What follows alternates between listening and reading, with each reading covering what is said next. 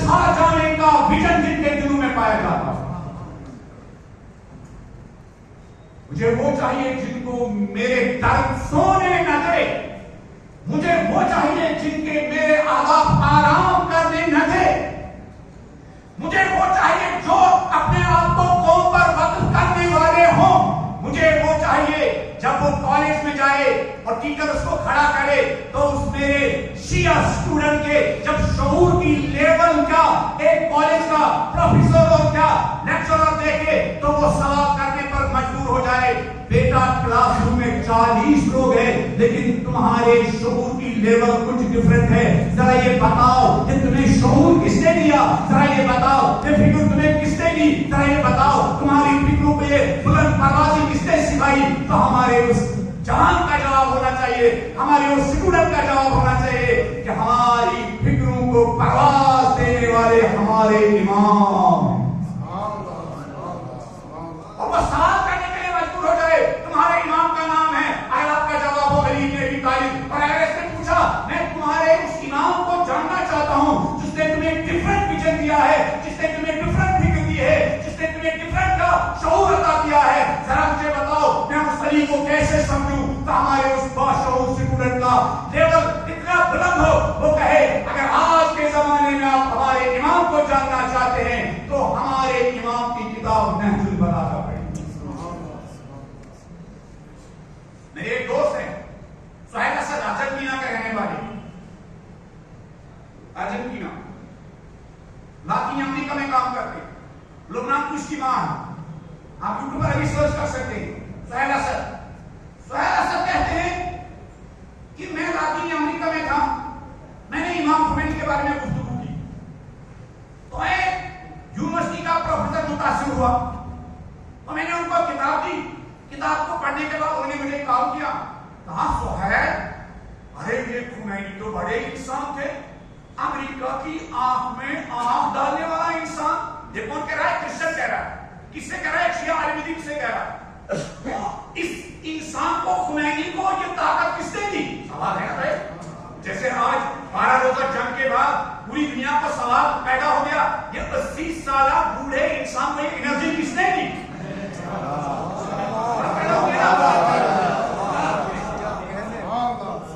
داعش کو شکست دینے کے بعد آیت اللہ سیستانی کے بارے میں بھی لوگوں کو سوال پیدا ہو گیا. پوری دنیا نے انرجی صرف کی عراق کو آکوپائی کرنے کے لیے, عراق کو قبضہ کرنے کے لیے 15 لاکھ دہشت گرد وہاں بھیجے گئے. یہ کون تھا جس نے ایک جنبش فتویٰ کے ذریعے داعش کے, یورپ کے, امریکہ کے, عربوں کے سارے خواب کا چکنا چور کر دیے؟ اس بوڑھے کا نام کیا ہے؟ سوال پیدا ہوتا ہے نا. تو اس لاطینی امریکہ کے پروفیسر کے ذہن میں بھی سوال پیدا ہو گیا, سہیل ارے تو بڑا پاورفل انسان تھا, اس کا دل بڑا تھا, ڈرنے والا نہیں. یہاں تو امریکہ کی صدر کے جوتیوں کو چومنے پر بہت سارے یورپ کو, امریکہ وہ کیا کہتے ہیں, عرب کے ملک کیا فخر محسوس کرتے ہیں. آج ہمیں امریکہ کے صدر کو چومنے کا کیا شرف حاصل ہوا. ارے یہ کون ہے جس نے امریکہ کی آنکھوں میں آنکھ ڈال کر. تو میں نے ان سے کہا آپ خمینی کے سورس آف انرجی کو جاننا چاہتے ہیں؟ کہا میں نے ان کو نہج البلاغہ سمائی. میں نے ان کو کیا سمائی؟ نہج خمینی کے سورس آف انرجی کیا ہے, یہ انرجی کہاں سے لیتا ہے, یہ پاور کہاں سے لیتا ہے, یہ حوصلہ کہاں سے لیتا ہے. آج کل بھی لوگ کہتے ہیں نا روس پیچھے ہٹ گیا, وہ سمجھتے ہیں کہ ہمارے شیعہ لیڈروں کا, شیعہ مرجع کا, شیعہ مجتہد کا سورس آف انرجی کیا ایک عرب خبیث کی طرح چائنا ہے یا کیا ہے, رشیا ہے. وہ سمجھتے نہیں بھائی شیعہ قوم کے رہبروں کا سورس آف انرجی کا نام کربلا ہے اور عاشورہ ہے.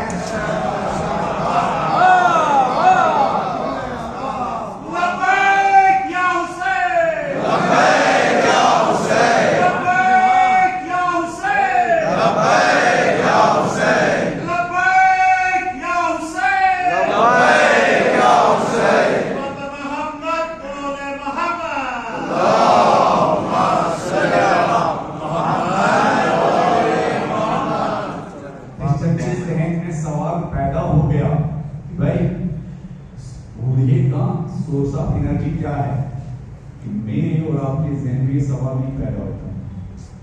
کیوں؟ کیوں؟ ہم رنڈم کی آزاداری کر رہے ہیں.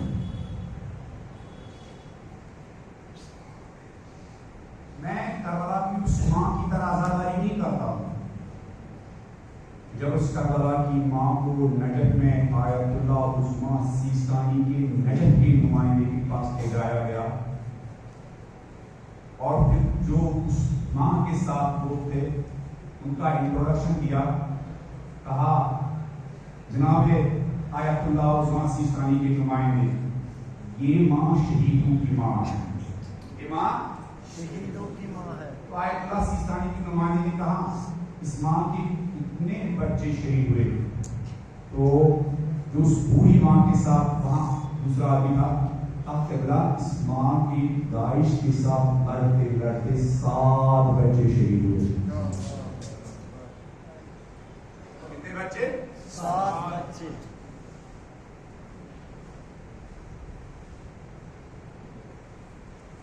ماں کا سورس آف انرجی کیا ہے؟ کربلا. کربلا. واہ واہ کربلا. اس ماں کا سورس آف انرجی کیا ہے؟ کیا؟ کربلا. اس کرسچن کا سوال پیدا ہو گیا کہ بھائی سہیل ذرا یہ بتاؤ اس خمینی کا سورس آف انرجی کیا ہے؟ یہ سپر پاور کا مقابلہ کرتا ہے, یہ سپر پاور کا مقابلہ کرتا ہے. سہیل کہتا میں نے ان کو نہج البلاغہ دی, کہا 6 مہینے کے بعد انہوں نے مجھے کال کی, کہا سہیل میں ہاسپٹل سے کال کر رہا ہوں, خدا نے مجھے بیٹا دیا ہے. سہیل میں نے اپنے بیٹے کا نام مرتضی رکھا ہے.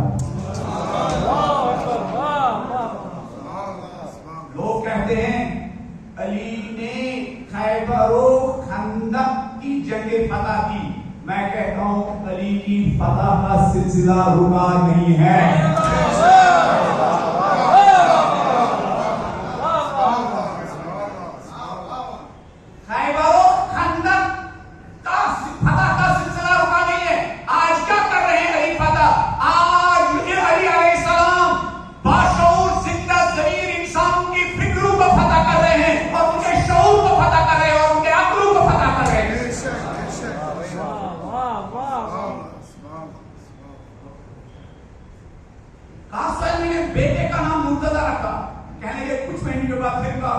کہا سہیل میں 7 لوگوں کو کیوں لانا چاہتا ہوں.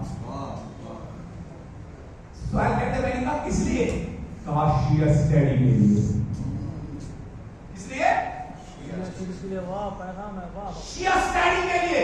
تو سہیل نے کہا کہ میں نے ان کے 6 مہینے کا ایران میں ان میں ریفریش کورس کا اہتمام کیا, اور جب آخری دن میں ان کو ایئرپورٹ لے کے جا رہا تھا, ان 60 میں 40 لوگ لا الہ الا اللہ محمد رسول اللہ علی ولی اللہ کا کلمہ پڑھ کے جا رہے تھے.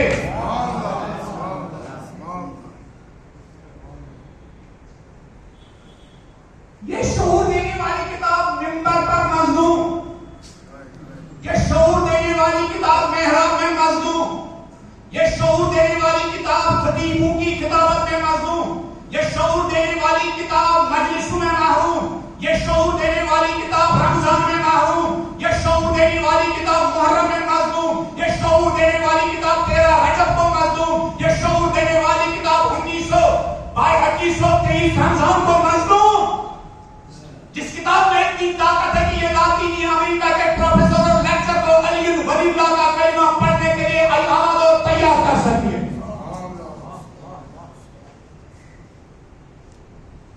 شعور کی کتاب, آگاہی کی کتاب. ابن ابی حدید معتزلی ایک سنی عالم مفسر نہج البلاغہ کے ایک خطبے کے بارے میں کہتے ہیں, اس خطبے میں اتنی اٹریکشن ہے, اس خطبے میں اتنی کشش ہے, میں نے 20 سال میں اس خطبے کو 1000 مرتبہ مطالعہ کیا, اور ہر مرتبہ مطالعہ کرنے کے بعد کبھی یہ احساس نہیں ہوا میں اس سے پہلے بھی اس کو پڑھ چکا ہوں. واہ واہ واہ واہ واہ واہ واہ.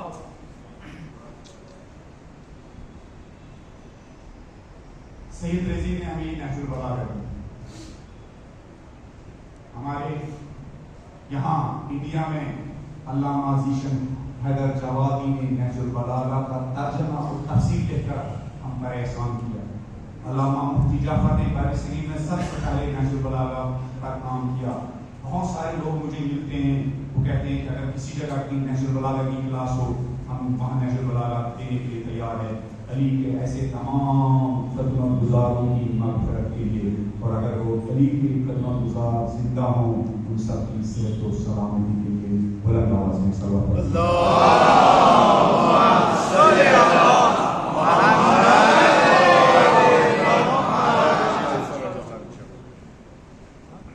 پھر سنیے علی کا درد. شیعہ یعنی اس کے سینے میں اپنا درد نہیں بلکہ اس کا درد ہو علی کا درد ہو. ٹائم بہت کم ہے, 15 منٹ بچ گئے, 50 منٹ مجھے پڑھنا ہے. میں نے کب سٹارٹ کیا تھا؟ 8:43. 8:43. کتنے منٹ ہو گئے؟